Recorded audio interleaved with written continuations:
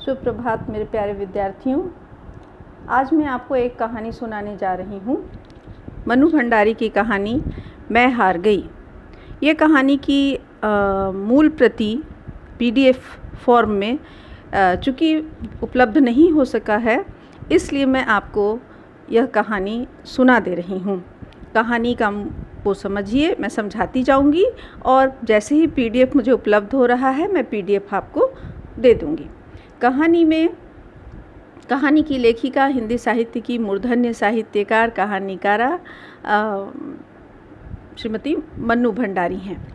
मनु भंडारी जी ने जो कहानी लिखा है, यह शिल्प बिल्कुल भिन्न शिल्प के में उन्होंने इस कहानी को लिखा है। पहले कहानी सुनिए, फिर मैं थोड़ी सी शिल्प पर बात करूँगी।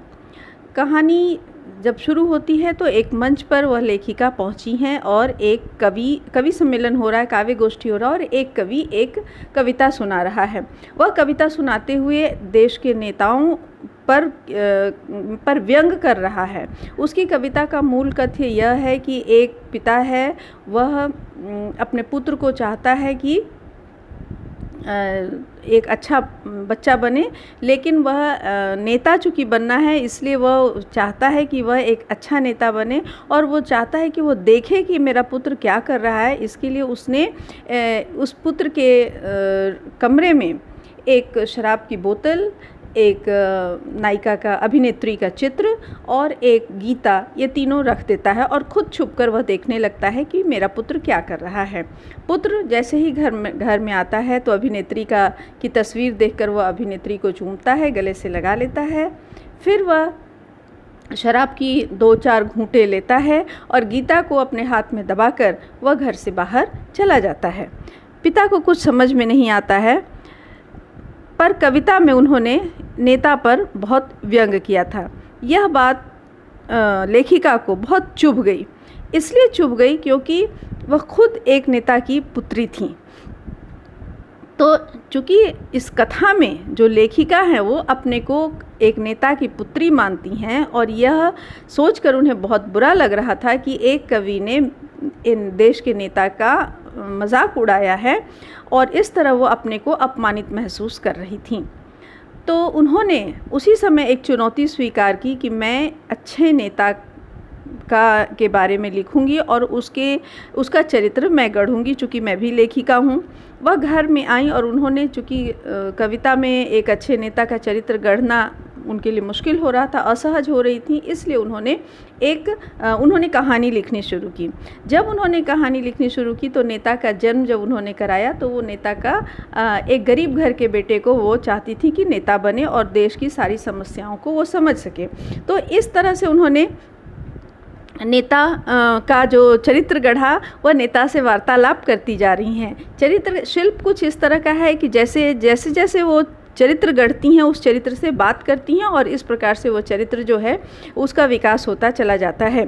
तो जब यह गरीब नेता के बच्चे का ये बहुत ही अच्छा है, आज्ञाकारी है, सबके दुख सुख में रहता है और हर गलत चीज़ के लिए वह आवाज़ उठाता है, उसके मन में क्रांति भी है। लेकिन जैसे ही वह थोड़ा बड़ा होता है, उसकी माँ बहुत बीमार हो जाती हैं और उसकी बहन की शादी करनी होती है। इस तरह से वो देश समाज के बातों से अपने आप को काटने लगता है और अपने परिवार के हित में सारे काम करना शुरू कर देता है। तब वो अपने उस चरित्र से पूछती हैं कि मैंने तो तुम्हें देश के लिए गढ़ा था, तुम्हें देश और समाज के बारे में सोचना चाहिए, तुम तो अपने परिवार के विषय में ही सोचने लगे। तो वह बोलता है कि भले ही आपने मुझे गढ़ा है, लेकिन मेरा एक परिवार है और मैं इस परिवार को कैसे मरता हुआ देख सकता हूँ। मैं इस परिवार को मरता हुआ नहीं देख सकता हूँ। मेरे पास पैसे नहीं हैं, तो मुझे तो कुछ तो जुगाड़ करना पड़ेगा। तो इसलिए मैं देश समाज के बारे में बाद में सोचूंगा, पहले अपने परिवार के बारे में सोच लूँ। तो उसको लेखिका को यह बात थोड़ी चुभ जाती है कि सचमुच में यह तो गरीब है। तो उसने क्या किया कि उन्होंने कहा कि अच्छा है, मैं अपने पिता से इसको कोई नौकरी लगवा देती जाती हूँ। कहानी बढ़ती जाती है। जब वो पिता से इसके लिए किसी नौकरी की तलाश करने के लिए जाती हैं तो देखती हैं कि वहाँ भी पूरा भ्रष्टाचार छाया हुआ है।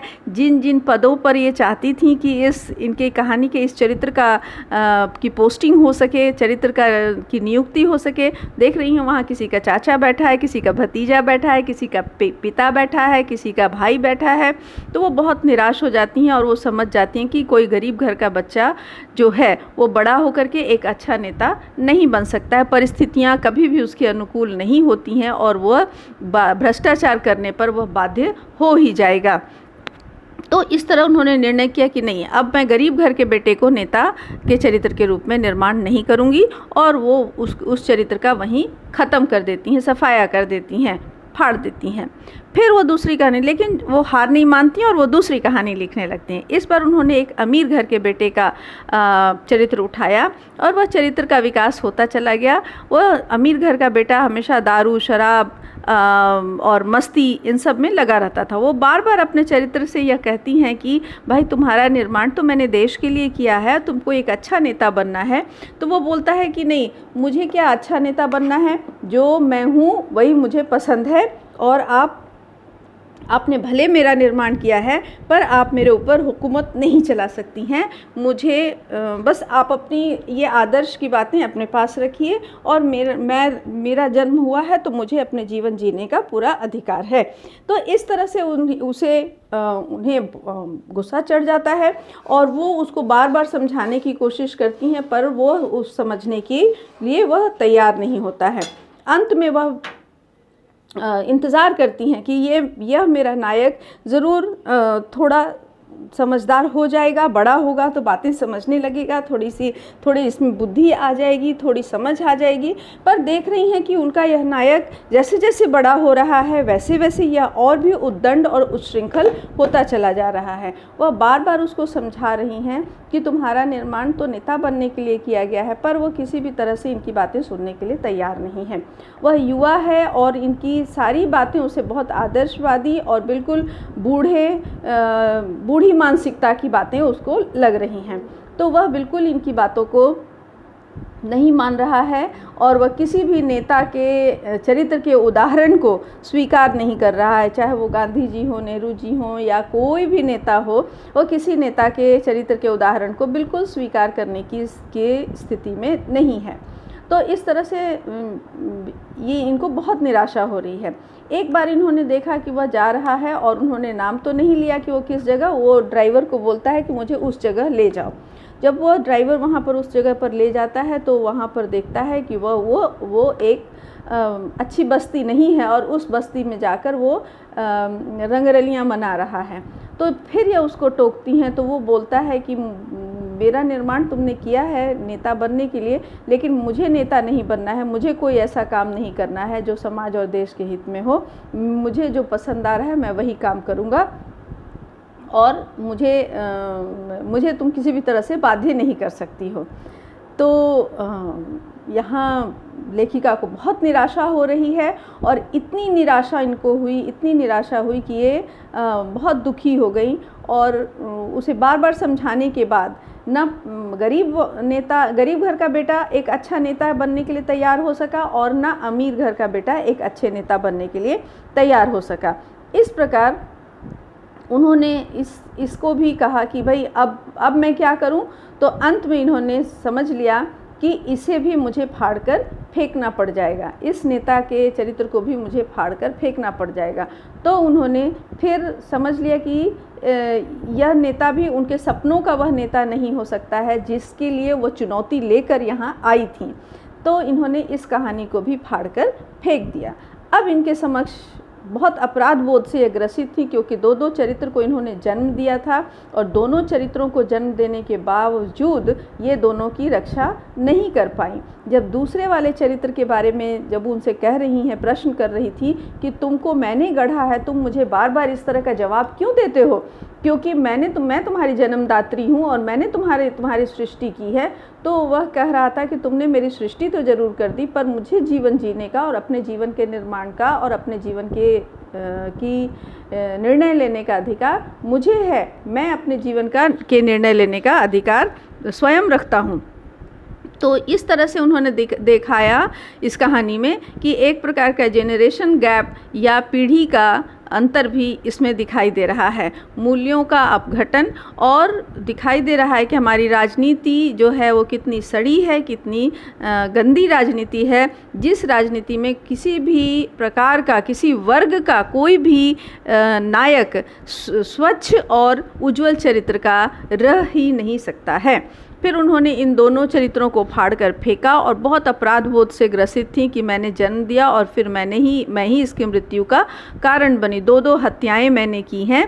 और इसके बाद उन्होंने फिर सोचा मध्यम वर्ग के बारे में वो बोल रही हैं कि जब उच्च वर्ग का सफल नहीं हुआ, निम्न वर्ग का सफल नहीं हुआ, तो मध्यम वर्ग का भी सफल होगा, इसकी क्या गारंटी है। इसलिए वो उन्होंने कहा कि मैं अब हार मानती हूँ कि मैं ऐसे चरित्र का और ऐसे नेता का निर्माण नहीं कर पाऊँगी कि जो एक आदर्श हो और जो देश और समाज के लिए अपना सर्वस्व लुटाने के लिए तैयार हो। ऐसा नेता का निर्माण करना असंभव है और मैं इसलिए हार मानती हूँ।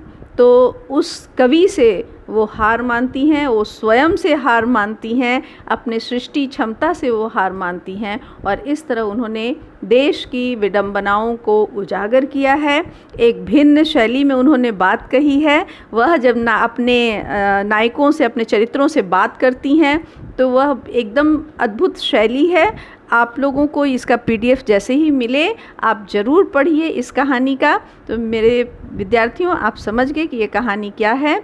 लेखिका यहाँ हार मान गई एक उज्जवल चरित्र के निर्माण नहीं कर सकने की वजह से। इस तरह से शिल्प की दृष्टि से यह कहानी बिल्कुल अनूठी कहानी है, सपाट नहीं है। इस कहानी को बार बार पढ़ने की ज़रूरत है। आपको बहुत बहुत शुभकामनाएं। जैसे ही कहानी मिले आप पढ़िए और समझने की कोशिश कीजिए कि मैंने क्या कहा है।